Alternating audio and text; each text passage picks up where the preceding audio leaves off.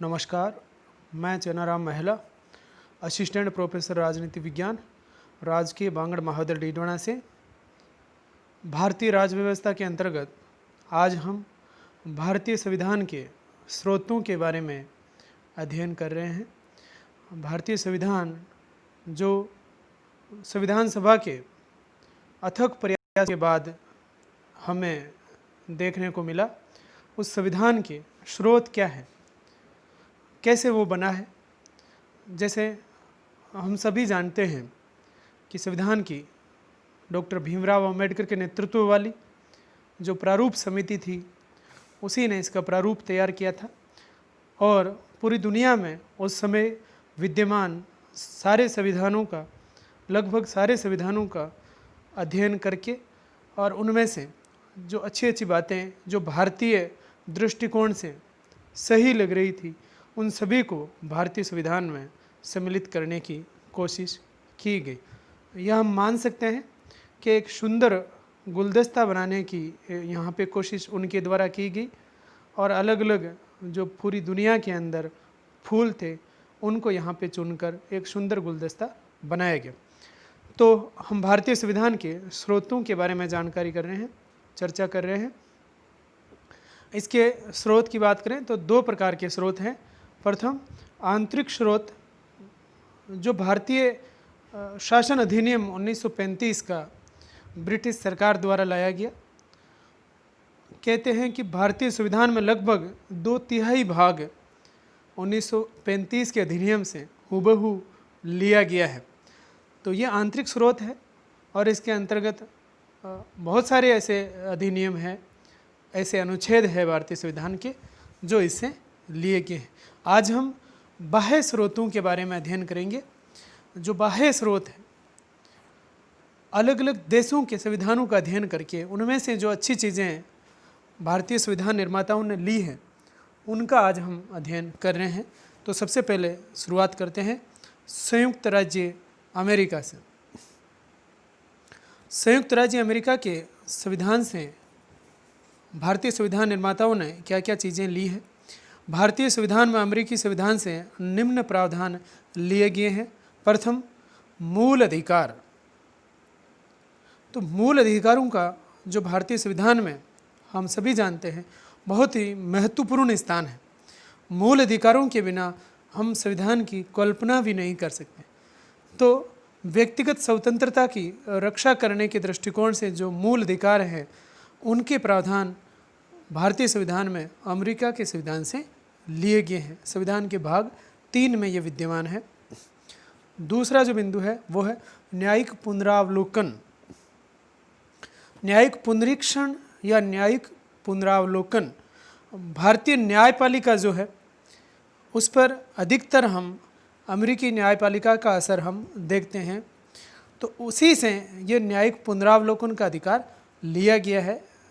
ये जो न्यायिक पुनरावलोकन की व्यवस्था है वो अमेरिका के संविधान की व्यवस्था से थोड़ी भिन्न है। वहाँ पे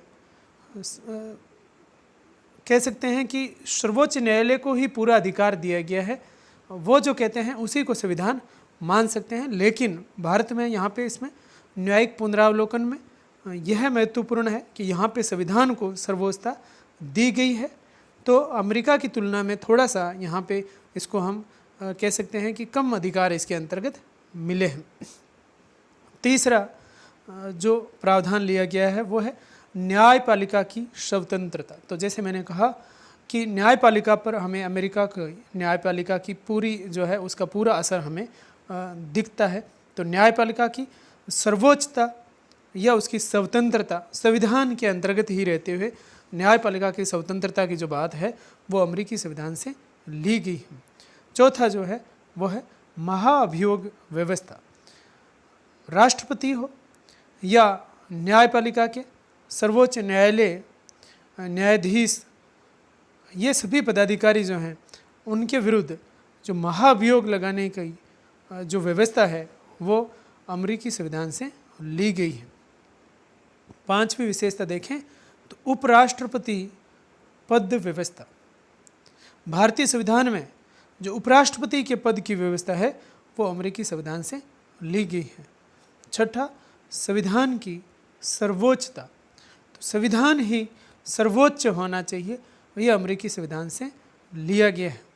तो ये थे संयुक्त राज्य अमेरिका के संविधान से लिए गए प्रावधान। इसके अलावा राष्ट्रपति को तीनों सेनाओं का सर्वोच्च सेनापति, यह भी अमेरिकी संविधान से लिया गया है।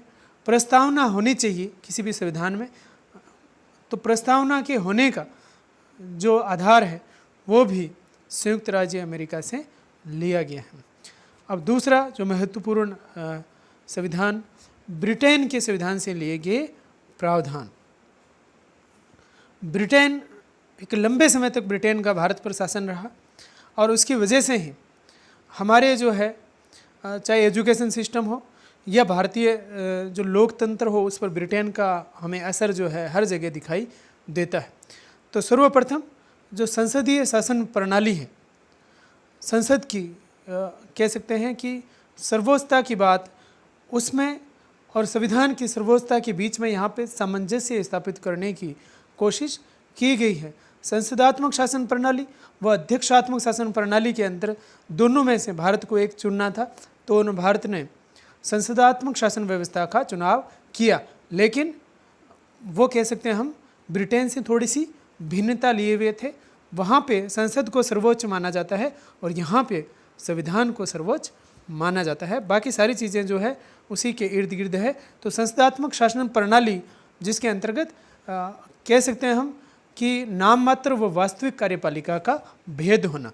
दूसरा, विधि निर्माण की प्रक्रिया। विधि निर्माण, कानून का निर्माण कैसे होगा, तो वो संसद के तहत ही होगा। संसद के अंदर ही एक निर्धारित प्रक्रिया है, उसी के तहत विधि का निर्माण करना। तीसरी जो चीज़ इससे ली गई है वो है विधि का शासन। तो विधि का शासन होगा हर जगह और हर व्यक्ति जो है वो विधि के समक्ष सम्मान माना जाएगा। ये ब्रिटेन के संविधान से लिया गया है। एकल नागरिकता, तो पूरे राष्ट्र की नागरिकता एक होगी, चाहे वो राजस्थान का रहने वाला है या गुजरात का रहने वाला हो या मध्य प्रदेश का रहने वाला हो, सारे देश में एक ही नागरिकता है और वो है कि हम सब भारतीय हैं। तो एकल नागरिकता की बात जो है वो ब्रिटेन के संविधान से ली गई। एकीकृत न्यायिक प्रणाली, जिस प्रकार नागरिकता एकीकृत है, एकल है, उसी प्रकार न्यायिक प्रणाली भी यहाँ पे एकीकृत है। अर्थात कि सर्वोच्च न्यायालय से लेकर के जिला स्तर के जो न्यायालय हैं, सारे न्यायालय आपस में एक दूसरे से जुड़े हुए हैं। तो ये थे ब्रिटेन के संविधान से लिए गए प्रावधान। अब आते हैं आयरलैंड के संविधान से लिए गए प्रावधान। सर्वप्रथम नीति निर्देशक तत्व। हमारी नीति को निर्धारित करने वाले जो तत्व हैं, संविधान के भाग 4 में इनका वर्णन है। नीति निर्देशक तत्व, उनको भारतीय संविधान निर्माताओं ने आयरलैंड के संविधान से लिया गया है। भाग 3 में जहां हम कह सकते हैं कि वहां पे हमें स्वतंत्रता की बात होती है, हमारे अधिकारों की बात होती है, और भाग 4 जो है नीति निर्देशक तत्व और राज्य की नीति का निर्धारण करने वाले तत्व हैं। दूसरी जो चीज़ वहाँ से ली गई है, दूसरा जो प्रावधान है वह है राष्ट्रपति की निर्वाचन प्रणाली। राष्ट्रपति का निर्वाचन कैसे होगा उसका निर्धारण जो है, उसकी जो पद्धति है, आनुपातिक प्रतिनिधित्व पद्धति, वो आयरलैंड के संविधान से ली गई है। तीसरा, राज्यसभा में साहित्य, विज्ञान, कला व समाज सेवा में विशिष्ट योगदान देने वालों का मनोनयन जो किया जाता है, हम सभी जानते हैं कि 12 व्यक्तियों का मनोनयन इसके अंतर्गत किया जाता है। तो वो मनोनयन का जो प्रावधान है वो कहाँ से लिया गया है, वो आयरलैंड के संविधान से लिया गया है। अब आगे ऑस्ट्रेलिया व फ्रांस के संविधानों से लिए गए प्रावधान। ऑस्ट्रेलिया के संविधान की बात करें हम तो प्रस्तावना की भाषा, जो प्रस्तावना की भाषा है, जो उसकी भावना की बात है, प्रस्तावना में जो निहित भावना है, उस भावना को अगर कहीं से लिया गया है तो वो है ऑस्ट्रेलिया का संविधान। दूसरी जो महत्वपूर्ण बात इसमें ली गई है वो है समवर्ती सूची। जो 3 सूचियां हैं, संघ सूची, राज्य सूची व समवर्ती सूची। जो समवर्ती सूची जिसके अंतर्गत समान अधिकार होते हैं संघ व राज्य दोनों को, उसको कहाँ से लिया गया है, वो ऑस्ट्रेलिया के संविधान से लिया गया है। इसके अलावा जो संयुक्त अधिवेशन बुलाने की बात है, संयुक्त अधिवेशन जो बुलाया जाता है किसी भी प्रकरण में, जब संसद के भीतर दोनों सदनों के अंदर विरोधाभास प्राप्त होता है, तब वहाँ पे जो है संयुक्त अधिवेशन बुलाने का प्रावधान है, वो ऑस्ट्रेलिया के संविधान से लिया गया है। फ्रांस के संविधान से देखें हम, फ्रांस के संविधान से गणतंत्रात्मक शासन प्रणाली, भारतीय संविधान में जो गणतंत्र शब्द का इस्तेमाल किया गया है, गणतंत्र का अर्थ है कि राज्य का जो सर्वोच्च व्यक्ति होगा वो निर्वाचित होगा, न कि वंशानुगत होगा। तो गणतंत्र जो है शब्द वो फ्रांस के संविधान से लिया गया है। इसके अलावा स्वतंत्रता, समानता व भ्रातृत्व की जो भावना की बात है, जब हम फ्रांसीसी क्रांति के बारे में सुनते हैं, उसके बारे में जब हम पढ़ते हैं, तो उसमें स्वतंत्रता, समानता व भ्रातृत्व की भावना की बात हमें उसमें दिखाई देती है। तो वही बातें जो है हमारी प्रस्तावना में भी हमें नज़र आती है। तो ये चीज़ें ऑस्ट्रेलिया व फ्रांस के संविधान से ली गई हैं। अब आगे देखते हैं जर्मनी व दक्षिण अफ्रीका के संविधानों से लिए गए प्रावधान। जर्मनी के संविधान से बात करें हम, तो वहाँ से हमें आपातकालीन उपबंध लिए गए हैं। जो जर्मनी का वीमर जो संविधान है, वहाँ से आपातकालीन उपबंध जो है, आपातकालीन के जितने भी भारत में प्रावधान किए गए हैं संविधान के अंतर्गत, वो सभी जर्मनी के संविधान से लिए गए हैं। दक्षिण अफ्रीका के संविधान से लिए गए प्रावधान। अब आगे देखते हैं हम दक्षिण अफ्रीका के संविधान से लिए गए प्रावधान। तो इससे अंतर्गत हमें संविधान संशोधन पद्धति अनुच्छेद 368 के तहत जो संविधान में जो संशोधन करने की पद्धति है, वो कहाँ से ली गई है? वो ली गई है दक्षिण अफ्रीका से। आगे जापान व सोवियत संघ के संविधानों से लिए गए प्रावधान। जापान के संविधान से बात करें हम, तो अनुच्छेद 21 के अंदर जो ये बात बताई गई है कि व्यक्ति को विधि द्वारा स्थापित प्रक्रिया को छोड़ करके उसके जीवन का जो अधिकार है, स्वतंत्रता का अधिकार है, जीवन जीने का जो अधिकार है, उससे वंचित नहीं किया जा सकता है। तो विधि द्वारा स्थापित प्रक्रिया का जो उल्लेख है वो जापान के संविधान से लिया गया है। सोवियत संघ की बात करें तो सोवियत संघ के संविधान से लिए गए जो प्रावधान है वो है मूल कर्तव्य, जो बाद में जोड़े गए थे 42वें संविधान संशोधन द्वारा।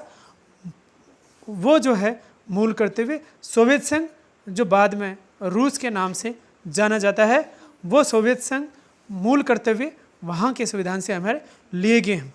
आगे कनाडा के संविधान से लिए गए प्रावधान। जो कनाडा है उसके संविधान से लिए गए प्रावधान की बात करें हम, तो संघात्मक शासन व्यवस्था, संघ की जो व्यवस्था है जिसके अंतर्गत केंद्र व राज्य के मध्य शक्तियों का जो विभाजन किया जाता है, तो संघात्मक शासन व्यवस्था वो कनाडा के संविधान से लिया गया है।